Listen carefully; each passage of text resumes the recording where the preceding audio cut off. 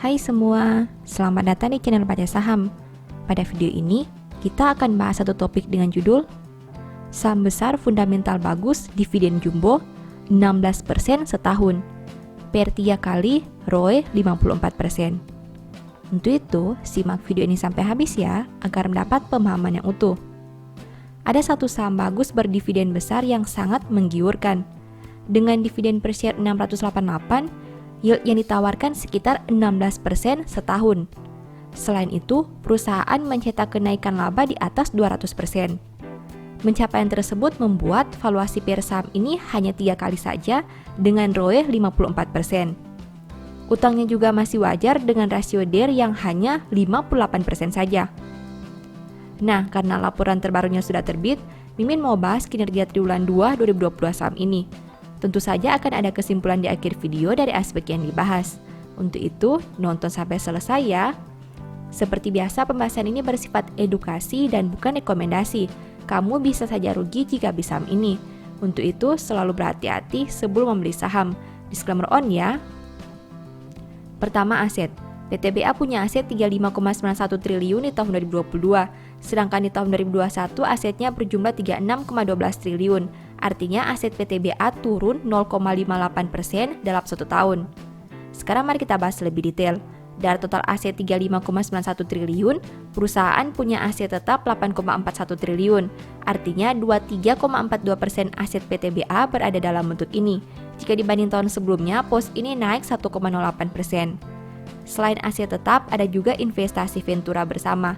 Dari total aset 35,91 triliun, perusahaan punya investasi Ventura bersama 5,89 triliun.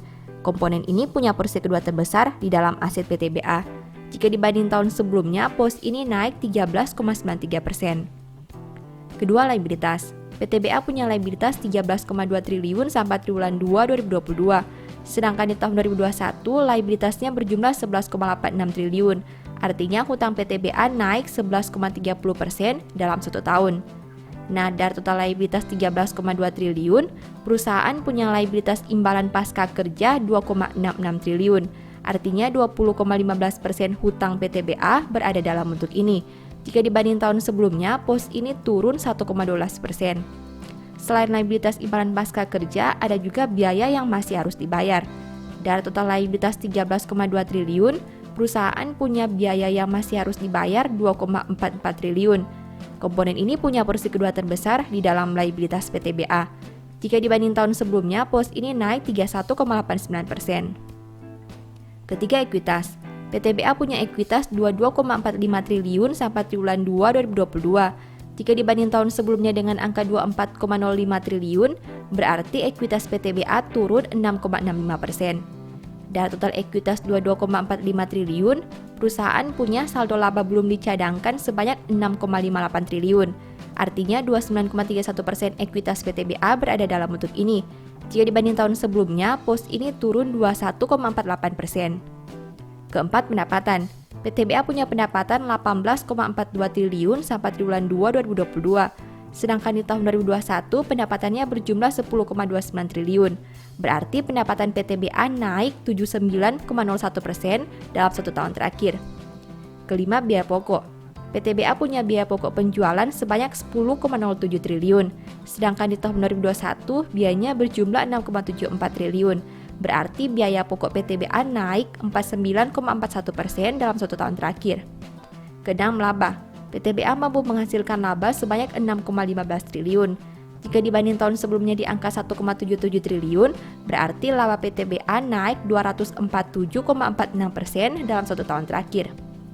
Ketujuh, rasio keuangan. PTBA punya ROE 54,80% dengan NPM 33,40%. Sedangkan untuk sisi resiko, saham ini punya DER 58,80%. Rasio keuangan PTBA bisa dikatakan sangat baik dengan ROE dan NPM di atas 30%. Tapi ingat, hal ini bisa terjadi karena laba yang naik 2 kali lipat dibandingkan tahun sebelumnya. Perusahaan juga punya komposisi utang yang masih wajar dengan DER yang berada di bawah 100%. Kedelapan, valuasi. Saham ini punya PER 3,9 kali dan PBV 2,1 kali. Valuasi saham PTBA tidak bisa dikatakan murah, tapi sebenarnya masih menarik.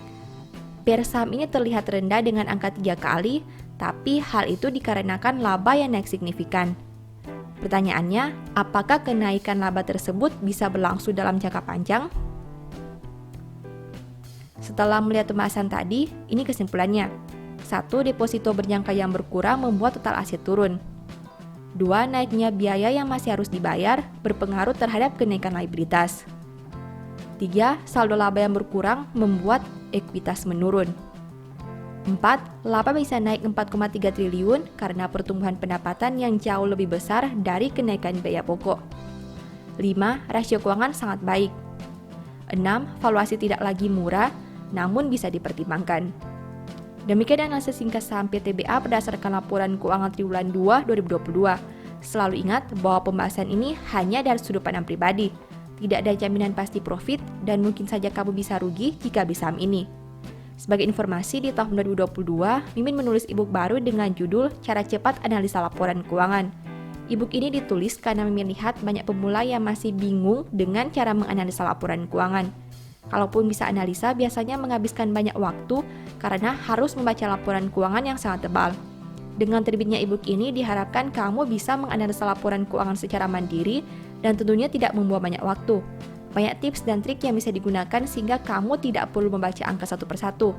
Mimin juga memberi bonus file Excel secara gratis yang berguna untuk melakukan screening laporan keuangan otomatis. Kamu hanya perlu mengisi data keuangan dan formula Excel akan menganalisa secara otomatis serta memberi saran apakah laporan keuangan tersebut baik atau kurang baik. Apabila tertarik membeli ebook ini, silakan chat WA ke nomor yang tercantum ya. Demikian informasi pada video ini, semoga bisa memberi manfaat kepada kamu semua ya.